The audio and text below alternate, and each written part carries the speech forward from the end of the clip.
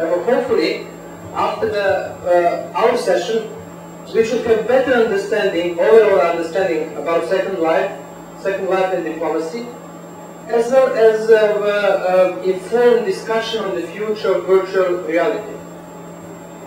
In order to have such in-depth and high-quality discussion, we managed to compose the panel from the leading experts in this field.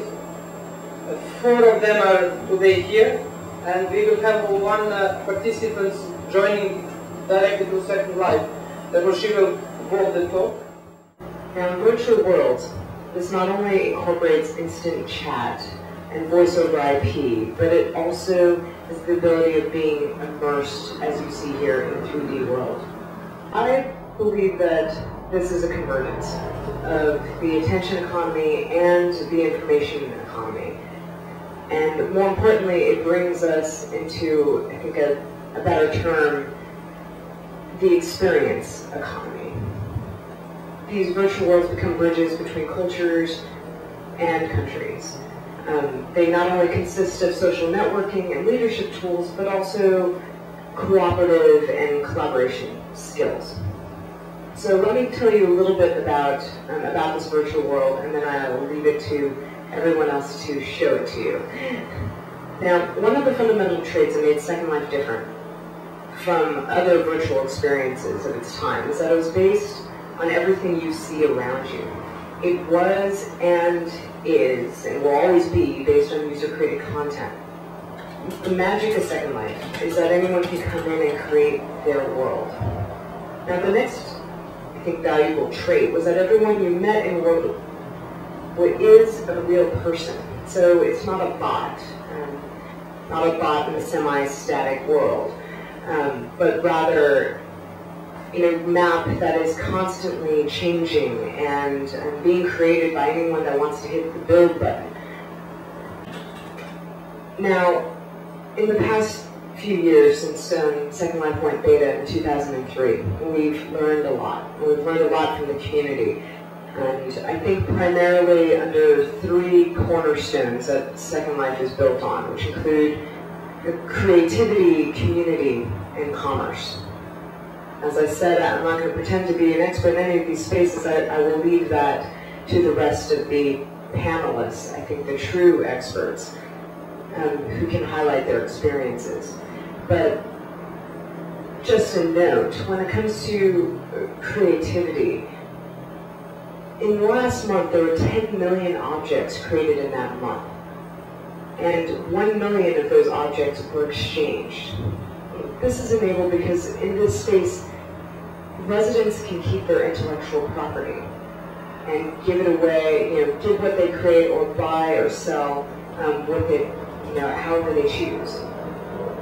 And when it comes to our community, all various forms of community, whether it's businesses or educators, 5,000 educators that are on our educator mailing list in the hundreds of regions that are within Second Life, to also businesses that include not only real-world businesses coming into Second Life, like those of IBM and Cisco and Sun and KPMG, and I could go on and on, but also the development of businesses within the ecosystem of Second Life. So for those of you that don't quite understand that we have over 300 solution providers.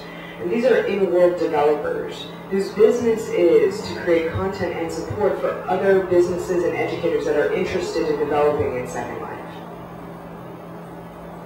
Now, through them and through our educators, through our community, we've learned that reaching out to your audience is a lot more than the number of avatars at your event, like you see here.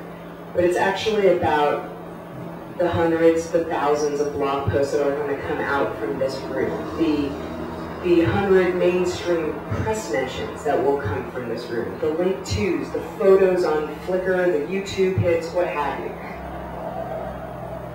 We've learned that engaging the press is more than a press release, but it is truly about word of mouth. And that it does mean something when, on average, you know, an avatar user is spending over an hour on your island as opposed to maybe 15 minutes on your website. Now, we've also learned from our community the different ways to create emotion and loyalty by personalizing the experience in every shape and form, and that educating, more importantly, learning from and collaborating with your community is invaluable. Now, of course, we have loads more to learn from our community, but it has brought us to where we are today. So I'm going to spew off a few stats and try to move through this quickly. To date, we have over 11 million user signups. We are fairly gender balanced. Our median age is 34. We found that the older you are in Second Life, the longer you spend in Second Life. And we are 70% international. We've recently localized in Korean and Japanese and German. And we've actually also rolled out a couple programs called Community Gateway Global Providers. You can find out more about that on secondlifegrid.net. And they have basically been able to provide support for their community in their languages. And we've been able to add not only to the 3 languages that we support, but Dutch and French and Portuguese and Spanish, as well as Chinese. And more, actually. I think I'm just naming a few.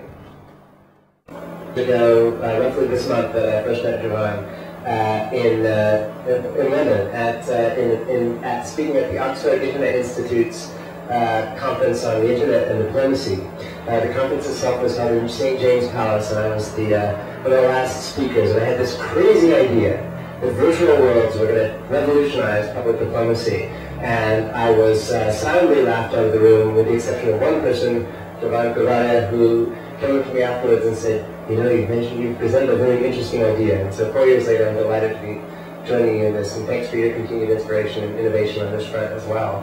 And all of your great and good work at the DiploFoundation. Hats off to all of you. As I mentioned, just a brief bit of background, I'm the director of the Center on Public Diplomacy at the University of Southern California in Los Angeles. And our purpose is really to study and develop a field around which there hasn't been one, which is public diplomacy. And for those of you who are not familiar with the term public diplomacy, at its core, it's what governments and people do to build bridges to facilitate better understanding between cultures. And I think in an era so rife with misunderstanding, it's a particularly important thing for us all to consider part of our responsibilities. And this is when I really had an epiphany. I said, this is going to change the way that public diplomacy is conducted. This is going to change the way that relationships are formed, and we should pay attention to it. And so I fast forward 2 years later, my colleague Doug Thomas and I got a grant to launch what we call the Public Diplomacy and Games Contest, and Jean Miller, who just spoke before you, who rather humbly didn't fail to mention that she was really one of the key architects in that contest, ran it. And it was a worldwide contest in which we invited game players from around the world to solve for this equation of public diplomacy, to answer the question, could video games be used to help people better understand each other?